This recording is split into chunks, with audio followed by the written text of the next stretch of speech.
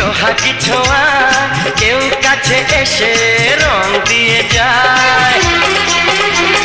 ক্ষতি নেই যদি সোহাগী ছোঁয়া কেউ কাছে এসে রং দিয়ে যায়।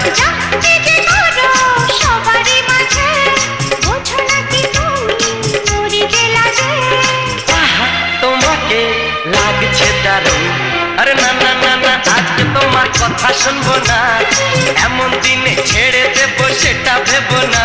না না যতই বলো তুমি পার পাবে না, না না যতই বলো